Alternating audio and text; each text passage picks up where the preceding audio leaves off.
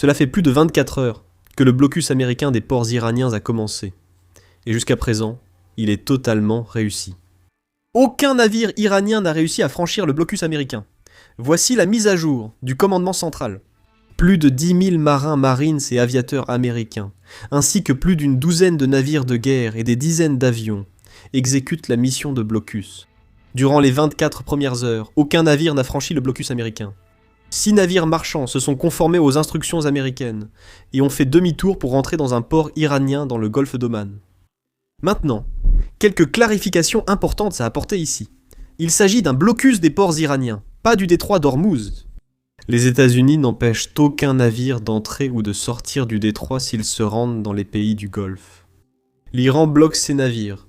Les États-Unis ne s'en prennent qu'aux navires qui vont vers les ports iraniens ou qui en viennent. Le commandement central confirme que les forces américaines soutiennent la liberté de navigation pour les navires passant par le détroit, vers ou depuis des ports non iraniens. Au cours des dernières 24 heures, il y a eu beaucoup de couverture médiatique au sujet d'un ou deux navires qui ont quitté le détroit d'Ormuz. Des éclaircissements sont nécessaires. Regardez la carte. Le détroit d'Ormuz y apparaît, mais le blocus américain n'est pas exactement à cet endroit. Il se situe un peu plus au sud. Il se trouve probablement dans le golfe d'Oman, ou peut-être même dans l'océan Indien, quelque part près de l'entrée du golfe d'Oman. Cela signifie qu'un navire peut se rendre dans un port iranien, en ressortir, traverser à nouveau le détroit d'Ormuz, et ne même pas rencontrer le blocus américain parce que les navires de guerre américains sont stationnés plus en retrait. L'objectif des États-Unis est d'intercepter ces navires après qu'ils aient tenté de sortir du golfe d'Oman. Comme l'a indiqué le CENTCOM, 6 navires ont dû rebrousser chemin après avoir traversé le détroit d'Ormuz. Ils ont été forcés d'entrer dans un port iranien du golfe d'Oman. Donc oui, des navires traversent le détroit d'Ormuz. Des navires iraniens traversent le détroit d'Ormuz, mais cela ne veut pas dire qu'ils franchissent le blocus américain. En plus du blocus, la nouvelle stratégie américaine accentue la pression sur l'Iran. Rappelez-vous, il y a 2 semaines, les États-Unis ont levé certaines sanctions sur le pétrole iranien en mer. À ce moment-là, la stratégie était simplement d'augmenter l'offre de pétrole pour que les prix baissent. C'est à ce moment-là que l'Inde est devenue l'un des premiers pays à acheter ce pétrole iranien exempté de sanctions. Je pense que c'était la première fois que l'Inde faisait un tel achat au cours des 10, voire 20 dernières années. Un nouveau rebondissement. Ce matin, le président Trump a téléphoné au premier ministre indien Modi. Et selon la déclaration publique de Modi, ils ont parlé de l'Asie et de l'importance de garder le détroit d'Ormuz ouvert et sécurisé. La déclaration ici importe peu car elle ne concerne pas notre sujet. Ce qui compte, c'est ce que l'Inde a fait après cet appel. Il y a 1 semaine, l'Inde a acheté environ 2 millions de barils de pétrole iranien, et ce pétrole était destiné à l'Inde. Eh bien, il semble qu'après cet appel, l'Inde n'accepte pas cette cargaison. Je ne suis pas certain de ce que cela signifie, car cette nouvelle est tombée 1 heure avant mon enregistrement. Les sanctions américaines contre l'Iran pourraient revenir. Nous n'avons aucune annonce officielle pour confirmer cela. Mais d'après les actions que nous voyons, cela semble aller dans ce sens. Nous devrions avoir plus de détails avec le temps. Cliquez sur s'abonner ci-dessous, et je vous informerai dès que nous aurons plus d'informations. Mais pour l'instant, il semble qu'il y ait de plus en plus de pression sur l'Iran, économiquement et bien sûr financièrement. Tout cela se passe alors qu'un cessez-le-feu est toujours en vigueur. Personne ne tire sur personne, ce qui est clairement positif. Et il semble qu'en coulisses, les discussions se poursuivent également, car nous avons entendu ce matin qu'il pourrait y avoir une autre réunion de négociation dans les 2 prochains jours. Un accord de paix pourrait être conclu d'ici jeudi.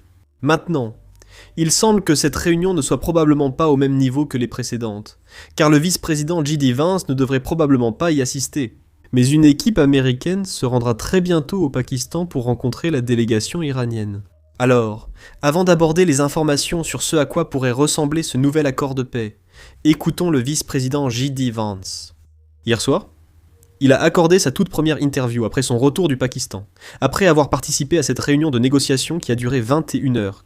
Eh bien, écoutez comment il explique maintenant le déroulement de cette réunion. Parce que si vous vous souvenez, juste après les négociations, il a donné cette conférence de presse improvisée qui a duré environ 4 minutes, et son ton était très pessimiste. Et maintenant, il semble que le ton ait changé. C'est beaucoup plus positif. Alors écoutez. Que s'est-il passé et quelle est la suite des événements?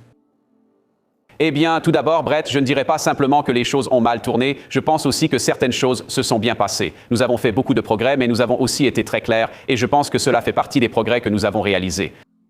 Quels étaient les termes sur lesquels les États-Unis pouvaient faire des compromis, sur quels points nous étions flexibles et sur quels aspects nous avions absolument besoin d'obtenir satisfaction. Pour que le président des États-Unis ait l'impression d'obtenir un bon accord, nous avons présenté ces éléments et eu de bons échanges. Je pense que c'était la première fois que l'on voyait le gouvernement iranien et le gouvernement américain se rencontrer à un niveau aussi élevé, peut-être dans toute l'histoire de la direction actuelle de l'Iran. Donc je pense que c'est positif. Encore une fois, nous avons progressé dans la négociation. La grande question à partir de maintenant est de savoir si les Iraniens feront preuve de suffisamment de flexibilité, si les Iraniens accepteront les éléments essentiels que nous devons voir pour que les choses avancent. Cela pourrait s'expliquer par des discussions en coulisses, les États-Unis recevant des signes positifs d'un Iran prêt à accepter un accord. C'est donc logique, il est beaucoup plus optimiste maintenant. Une autre chose apprise dans cette interview, sur laquelle nous spéculions plus tôt, c'est que la partie américaine confirme maintenant que les Iraniens à cette réunion n'avaient pas le pouvoir de signer d'accord. La délégation américaine l'a appris après environ 20 heures de négociations avec eux. Et c'est à ce moment-là que les discussions ont été suspendues. Elles ne se sont pas effondrées, mais elles ont été mises en pause. C'est ainsi que le vice-président présente la situation. La pause visait à permettre à l'Iran de retourner à Téhéran, consulter son dirigeant sur la proposition américaine, puis de revenir. Écoutez. Alors, y a-t-il une prochaine étape? Y aura-t-il d'autres discussions? Vont-elles avoir lieu au Pakistan? Et est-ce vous qui les dirigerez? C'est une question intéressante, Brett, mais il vaudrait mieux la poser aux Iraniens, car la balle est dans leur camp. Nous avons clairement indiqué où nous sommes prêts, encore une fois, à faire preuve de souplesse. Et nous avons clairement indiqué où il est absolument nécessaire pour nous de voir la matière nucléaire sortir du pays, de l'Iran. Ce qui est intéressant, Brett, à ce sujet, c'est qu'au cours de cette négociation, je pense que nous avons acquis certaines connaissances sur la façon dont les Iraniens négocient. Et c'est finalement la raison pour laquelle nous avons quitté le Pakistan.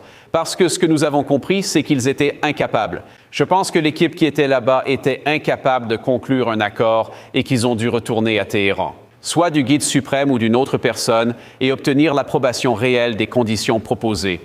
Donc encore une fois, que nous ayons d'autres discussions ou que nous parvenions finalement à un accord, je pense vraiment que la balle est dans le camp iranien parce que nous avons mis beaucoup de choses sur la table. Nous avons en fait clairement indiqué quelles étaient nos lignes rouges.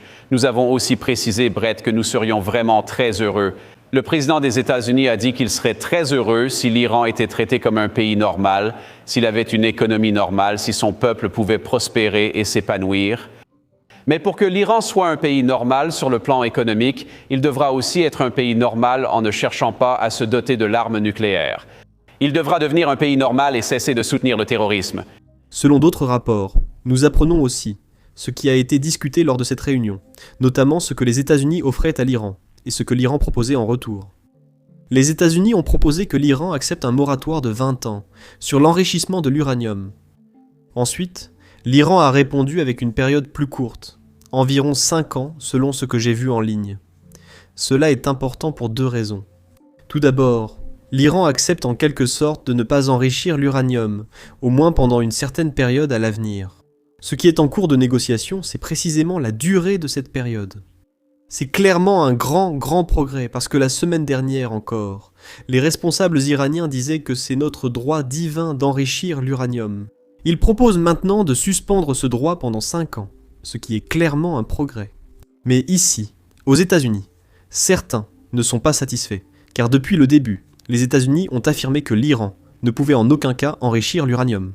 Et accepter une pause de 20 ans ou de 5 ans signifie que vous acceptez en quelque sorte le fait que l'Iran puisse enrichir l'uranium. Ils ne peuvent tout simplement pas le faire pendant les 20 prochaines années ou 5 ans, selon ce qui est convenu. Donc, certaines personnes sont clairement un peu en colère à ce sujet. Je pense que les gens ne devraient pas se concentrer sur ce point, car ce type d'accord arrive souvent. Les pays se mettent d'accord sur quelque chose pour une certaine période et l'objectif est simplement de renouveler cet accord à l'approche de son expiration. C'est probablement ce qu'espèrent les États-Unis. Cependant, il faut rappeler que le diable se cache dans les détails, car une pause de 20 ans ne signifie pas grand-chose. Si l'Iran a toujours l'autorisation de continuer à construire son installation nucléaire, si l'Iran a toujours l'autorisation de continuer à développer de nouveaux types de centrifugeuses, plus performantes, ainsi, nous saurons ce que fait réellement l'Iran. Ils espèrent essentiellement obtenir beaucoup d'argent grâce à l'allègement des sanctions pendant cette période de 20 ans, tout en développant la capacité d'enrichir de l'uranium très rapidement, dès que cet accord de 20 ans sera terminé. Et encore une fois, nous ne savons pas exactement combien de temps cet accord va durer. J'utilise simplement 20 ans comme exemple, car l'important n'est pas la durée de l'accord. L'essentiel, ce sont les autres restrictions imposées à l'Iran. S'il n'y a que la restriction sur l'enrichissement de l'uranium, les Iraniens attendront, accumuleront de l'argent, puis agiront après la fin de l'accord. Cela signifie que nous n'avons vraiment pas accompli grand-chose en entrant dans cette guerre, tout cela pour dire que nous en saurons plus lorsque nous aurons les détails de l'accord. Si tous les détails sont en ordre, ce serait un bon accord, même si cela admet en quelque sorte que l'Iran n'a qu'à faire une pause de 20 ans car on peut toujours renouveler la période de 20 ans par la suite. Mais l'accord doit inclure d'autres restrictions. Une chose importante à souligner ici, c'est qu'il semble que les États-Unis aient essentiellement abandonné la condition que nous avions avant la guerre concernant le programme de missiles balistiques de l'Iran, car maintenant, les États-Unis n'en parlent même plus. Les pays du Golfe et Israël ne seront sûrement pas satisfaits, car le programme de missiles balistiques menace bien plus ses voisins de l'Iran que les États-Unis. Voyons donc comment ces pays vont gérer cela à l'avenir. Si je devais deviner, je pense que l'Arabie Saoudite, le Qatar, peut-être même le Koweït et Bahreïn, sont sur le point de lancer leur propre programme de missiles balistiques, parce que c'est ce qui arrive quand l'Iran mène un terrorisme économique. Mais ce n'est pas le sujet de cette vidéo. Cependant, un sujet absent des négociations est le détroit d'Ormuz. Les responsables iraniens affirment publiquement vouloir en prendre le contrôle. Je sais que ce n'est pas réaliste selon le droit international et selon les conventions dans le monde, mais c'est ce que les Iraniens demandent. Eh bien, c'est la première fois que J.D. Vance en parle réellement. Et voici ce qu'il dit à propos du détroit d'Ormuz. Je vous entends parler de l'uranium enrichi, de l'arme nucléaire et de l'incapacité pour eux d'en avoir une à long terme. Je ne vous entends pas mentionner la réouverture complète et sans frais du détroit d'Ormuz. Est-ce l'une des lignes rouges? Eh bien, c'est l'une des choses dont nous avons parlé, Brett, c'est que nous devons voir le détroit d'Ormuz complètement ouvert. Et franchement, c'est l'un des points sur lesquels les Iraniens ont essayé de changer les règles du jeu pendant la négociation. Nous avons clairement dit que c'est inacceptable. Nous sommes venus aux négociations en disant que les États-Unis, ce que nous avons offert ici, c'est un cessez-le-feu. Nous avons arrêté de bombarder le pays. Ce que nous attendons des Iraniens, c'est une réouverture complète du détroit d'Ormuz. Nous avons constaté, comme l'a dit le président, une augmentation significative du trafic passant par le détroit d'Ormuz. C'est bon pour l'économie mondiale. C'est aussi bon pour les États-Unis d'Amérique. Mais nous n'avons pas vu cette réouverture complète. Nous attendons que les Iraniens continuent à avancer vers l'ouverture du détroit d'Ormuz. Sinon, cela changera fondamentalement notre négociation avec eux.